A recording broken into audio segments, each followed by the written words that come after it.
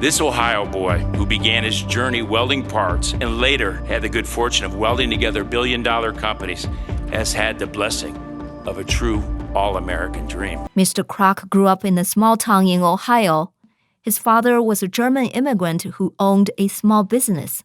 I was working in my dad's 5-person machine shop. Actually, the first job was cleaning the sinks, cleaning the toilets. Then I worked up to being a welder, and then I worked up to working on the machines. The big customers were the automotive companies, and when their business went down, ours just went absolutely flat. And I remember a year where it was just my dad and me, we were the only employees. And to watch how tough that is, but also to watch his resiliency in terms of that. His father dreamed that he would get some college knowledge and return as an engineer to help him grow the machine shop into a big company of 10 employees. While Krach did become an engineer, he never went back to work with his dad in Ohio. He went to work for the biggest company in the world at that time, General Motors, which his father has taken to calling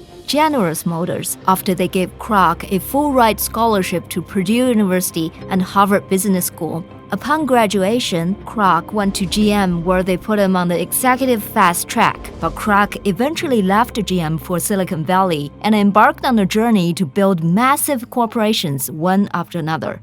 This is such an incredible journey that you went through. At age 26, you became the youngest VP in General Motors history, co-founded GMF Robotics to become the world's biggest industrial robot manufacturer. Then you left GM to help run a Silicon Valley startup and later sold it for $500 million.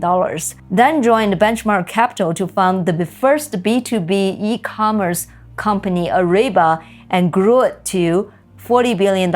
And before you became Undersecretary of State, spent 10 years growing DocuSign into a $40 billion powerhouse. So for most of us, if you land a job as VP of GM at age of 26, you are set. Why leave and start over and over again in Silicon Valley? Well, Simone, my friends thought I was crazy leaving Mother General Motors back then. And you can imagine what a dream come true it was. Something happened while I was running that robotics unit, making all those trips out to Silicon Valley. In my eyes, Silicon Valley was the West Point of capitalism. And the objective of the game was to reinvent everything, innovate at scale. It was also a land where failure is recognized as the best teacher. And I had tasted failure right out of the gate. And that scary failure taught me a tremendous lesson about the importance of values like integrity and trust. I learned not to be afraid to jump in water over my head. And even though it's scary, it's also an adrenaline rush. And after a while, it becomes fun.